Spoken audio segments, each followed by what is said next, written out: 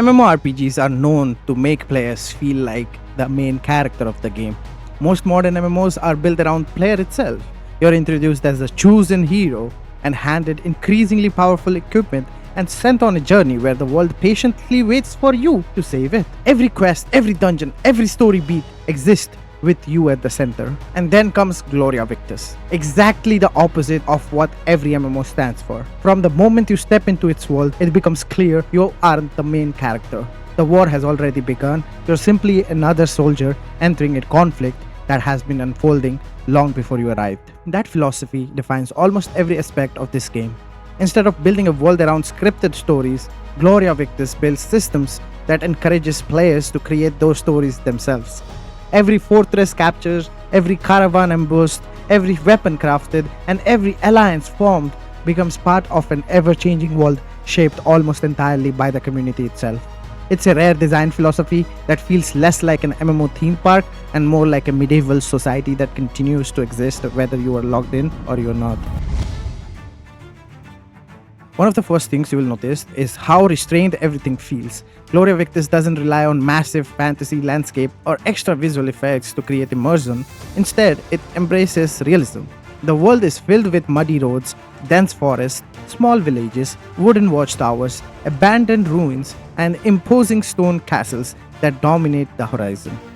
Nothing feels exaggerated, weapons look practical, armor appears functional rather than decorative, settlements are designed to serve a purpose instead of existing purely as quest hubs. That grounded presentation gives the game a very distinct identity. Rather than feeling like another fantasy MMORPG, it feels closer to stepping into a medieval frontier where every location has strategic importance. The world itself is divided between three rival nations, each competing for control over territory across the map. Castles, forts, villages, and resource outposts are constantly changing hands as players wage wars throughout the day. These aren't isolated battlegrounds hidden behind matchmaking menus.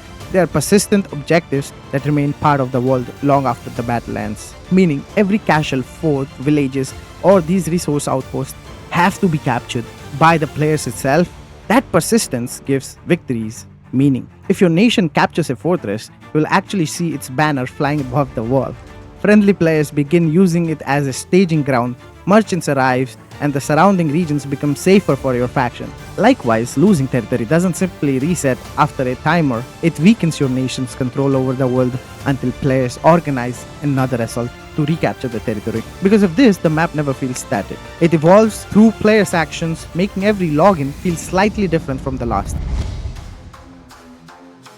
This is where Gloria Victis distinguishes itself from many modern MMORPGs. The game constantly reminds you that you are a part of a much larger ecosystem.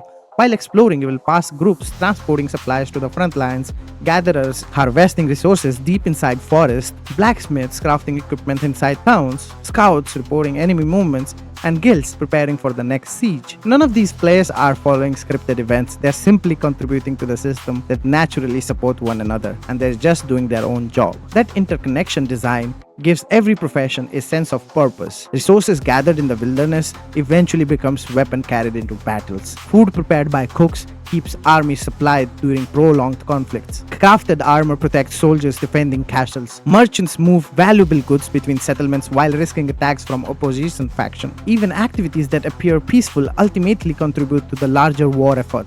It's an MMO where nearly every system feeds into another, creating a world that feels genuinely alive because players themselves are responsible for keeping it running. Rather than encouraging everyone to chase the same questline, Gloria Victis allows players to naturally discover their role within the world, whether that's as a frontline warrior or an artisan or a trader or someone who simply enjoys supporting their nation from behind the scenes. You can be who you want to be. That level of interdependence is becoming increasingly rare within this genre, and it's arguably one of Gloria Victis' greatest strengths. If the world is what draws players in, the combat is what decides whether they stay or not. Gloria Victis abandons the traditional MMORPG formula almost entirely. There are no rows of hotbars filled with dozens of abilities waiting to come off cooldown. Victory isn't determined by memorizing rotations or stacking increasingly powerful skills. Instead, every fight is resolved through timing, positioning, stamina management, and mechanical precision. Combat is entirely action-based. Every attack is manually directed, requiring players to choose the angle of each swing while simultaneously reading the direction of incoming attacks. Blocking isn't automatic either. It requires proper timing and correct matching your opponent's attack. If they are attacking from the left and you are blocking from the right, you are cooked. Missing a block or exhausting your stamina at that wrong moment can quickly shift the momentum of an encounter. Because of this, fight feels slower and considerably more deliberate than most MMORPGs. Every mistake can cost you your life. Every exchange becomes a contest of prediction rather than statistics. Spacing matters, footwork matters, stamina matters. Even something as simple as choosing when to attack often becomes just as important as landing the attack itself. The result is a combat system where players' skills consistently outweighs raw character progression. An experienced veteran can often defeat someone equipped with superior gear simply by understanding spacing, timing, and positioning more effectively.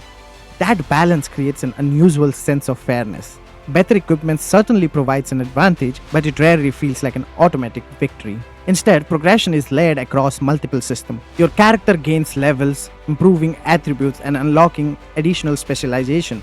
But progression also comes through learning weapon mechanics, acquiring higher tier equipment, mastering crafting professions, participating in larger conflicts, and gradually understanding the game's many interconnected systems. Unlike class-based MMORPGs, Gloria Victis adopts a flexible approach to character development. Players specialize through their equipments and attributes rather than choosing fixed classes. Heavy infantry, agile duelists, archers, support-oriented builds, and dedicated craftsmen all emerges naturally depending on how players distribute their skills and resources. That flexibility allows experimentation without forcing players into rigid archetypes. Your identity isn't defined by selecting a class at character creation, it's defined by the role you will eventually choose to play within your nation's growing community. While combat forms the core of Gloria Victis, it's the supporting systems that give world its longevity. Unlike many MMORPGs where PvE exists purely as stepping stone towards endgame raids, Gloria Victis uses PvE as the foundation that sustains nearly every other aspect of the game. Across the world, players complete quests, hunt wildlife, clear hostile camps, defeat elite enemies, gather resources, and participate in dynamic events that reward experience, materials, and currency. These activities provide a natural rhythm between large-scale wars and giving players opportunities to strengthen their character while exploring different regions of the map. The PvE itself is relatively straightforward. Enemy encounters rely more on the game's core combat mechanics than elaborated scripted boss fights. And while there are world events and challenging enemies to overcome, players expecting complex raid encounters or heavily cinematic dungeon experience may find the PvE comparatively simple. Rather than attempting to compete with the PvE-focused MMORPGs, Gloria Victis uses these activities to support the larger sandbox.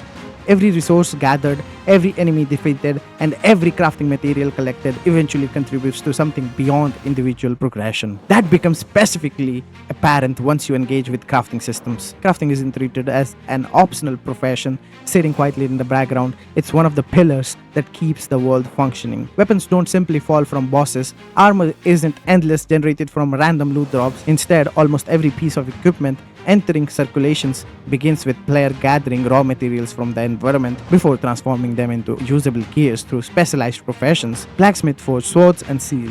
Armorers produce protective equipments. Woodworkers craft bows, arrows, and siege materials. Farmers and cooks prepare food that keeps players supplied during prolonged campaigns. Gatherers continuously harvest the resources every other profession depends upon because equipment is constantly consumed through warfare and demand never truly disappears. Victories create opportunities, defeat creates shortages. Large-scale conflicts increase the need for replacement of gear, while peaceful periods allow markets to stabilize themselves before the next war inevitably begins.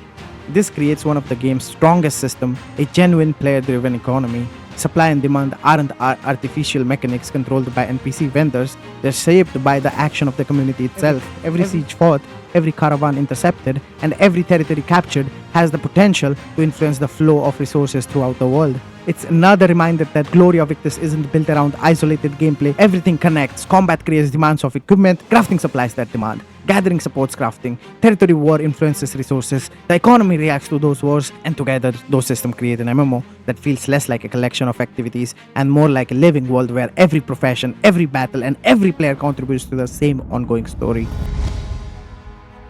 Everything you have done to this point, leveling up your character or improving your equipment or gathering resources or crafting supplies or even learning the combat system, eventually leads towards one defining experience: war. In many MMORPGs, endgame usually means repeating same dungeons, chasing increasingly rare equipment, or completing scheduled raids. Gloria Victis takes a very different approach. Instead of building its endgame around scripted encounters, it builds it around players. The conflict between the three nations is constant. Every castle, every fortification, and every strategy outpost scattered across the map represent more than a location, it represents influence. Controlling these objectives grants access to valuable resources, safer travel routes, logistical advantages, and stronger positions to launch future campaigns. Because territory carries real value, battles rarely feel meaningless. Every victory changes the political landscape. Every defeat creates new opportunities for the opposing faction. That persistent conflict gives the world a momentum that continues whether you're online or you're not. You aren't progressing toward a final objective, you're participating in an ongoing war that never truly ends. And that's where Gloria Victis delivers some of its most memorable moments. Castle sieges are the centerpiece of that experience. Long before the first sword is drawn, preparation begins. Supplies are gathered, siege equipment is constructed, commanders organize groups, scout monitor enemy movements, and players assemble outside fortress wall waiting for the assault to begin. Once the attacks start, the battlefield transforms into controlled chaos. Trebuchet and battering ram tear through defensive structures while archers line the walls above. Infantry units push through narrow gates with sealed raised. Defenders scrambles to reinforce collapsing choke points, and cavalry attempts to exploit openings before the front line stabilizes once again. Unlike instance battleground, these conflicts don't simply exist for entertainment. The outcome matters. If a castle falls, the world changes with it. When you see friendly banner disappears, enemy patrols begins occupying that surrounding regions. Trade routes becomes more and more dangerous. Strategic positions shift. The map itself reflects the consequences of the battle. That level of persistence makes victories feel satisfying in a way very few MMO manages to replicate. Of course, battles of this scale aren't won through individual skills alone. They're won through coordination. Guilds naturally become the backbone of Gloria Victis. They organize military campaigns, recruit specialized players, manage territories, establish alliances, and often determine how effectively an entire nation responds to threats. Joining a guild doesn't simply unlock more content, it changes how you experience the game. Suddenly, you are no longer wandering alone, you're participating in an organized patrols, scheduled sieges, resource expeditions, defensive operations, and large-scale battles where every player has a role to fulfill. Communication becomes just as valuable as combat ability. Some players command armies, others gather supplies, some defend walls, others escort reinforcement. Even players who rarely engage in direct combat can contribute meaningfully through logistic and crafting. It's this reliance on cooperation that gives Gloria Victis one of the strongest senses of community in the MMORPG. The game rarely asks players to become heroes. Instead, it encourages them to become part of something much larger than themselves. For everything Gloria Victis accomplishes, it also carries the weight of its limitations. The ambition behind the game often exceeds the resources available to support it. Visually, the world succeeds through atmosphere rather than technical fidelity. Landscapes remain immersive, but character models, animations, facial expression, and interface design clearly reveal the game's age. Modern MMORPGs generally offer smoother presentation, cleaner interfaces, and a far more polished onboarding experience. New players may also find the opening hours surprisingly unforgiving. Rather than introducing mechanics through carefully structured tutorials, Gloria Victis expects players to learn through experimentation, observation, and often failure. Combat has a noticeable learning curve. Progression isn't always clearly explained, and many of the systems only begin to make sense after spending considerable time within the world itself. That lack of guidance won't appeal to everyone. Players accustomed to modern MMOR with extensive tutorials and clearly defined progression path may initially find Gloria Victis overwhelming. The game's PvE, while functional, also remains one of its weaker areas. Questing exists primarily to support progression. Enemy encounters are enjoyable because of the combat system rather than the complex encounter design. Bosses provide worthwhile objectives but lack the mechanical depth found in raid-focused MMORPGs. If your primary reason for playing an MMO is story content, cinematic questlines, or elaborate dungeon progressions, Gloria Victis simply isn't trying to compete in that space, to be honest. Its priorities lie somewhere else. Perhaps the most significant challenge, however, comes from the very philosophy that makes the game special. Because Gloria Victis depends so heavily on player interaction, its overall experience is directly tied to the health of its community. Active servers create thriving economies, frequent wars, meaningful politics, and memorable social interaction. Less active servers naturally struggle to sustain those same experiences. The game succeeds because players create the content, but that also means its greatest strength becomes its greatest vulnerability. And yet, despite those shortcomings, Gloria Victis remains remarkably distinctive. Few MMORPGs have managed to create a world where gathering wood can indirectly influence the outcome of a siege, where blacksmiths become just as valuable as elite warriors, where territory genuinely changes hands because hundreds of players fought to take it, where victories reshape the world instead of disappearing after a scoreboard appears. It understands something many modern MMORPGs have gradually moved away from. A believable online world isn't created through endless quest markers or increasingly larger numbers. It's created when players become dependent on one another, because surviving alone is simply harder than surviving together. Gloria Victis never possessed the budget of the genre's biggest name. It never matched their technical polish. It never reached their player numbers, but what it offered was something increasingly rare: an MMORPG that trusts its players to create their own stories. One where the most memorable moments weren't written by the developers itself. They were written by the people fighting beside you or against you. That's what continues to define Gloria Victis. Not perfect mechanics, not flawless presentation, but the feeling that for a brief moment you weren't simply playing inside a medieval world, you were helping to shape one. Gloria Victis is not an MMORPG for everyone. It asks for patience, it expects cooperation, it rewards persistence far more than instant gratification. If you're looking for cinematic questlines, complex PvE raids, or a carefully guided adventure, there are plenty of games that do those things better.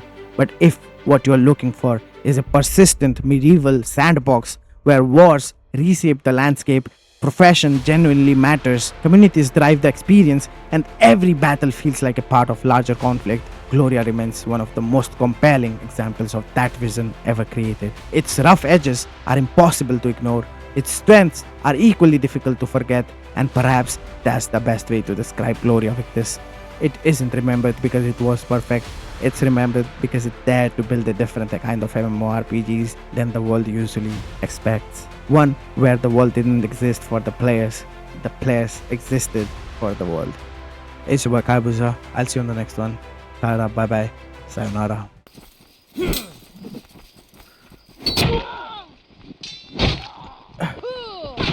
Oh! Bro, how come there's like 99 people at once? I was about to kill him as well. Fuck!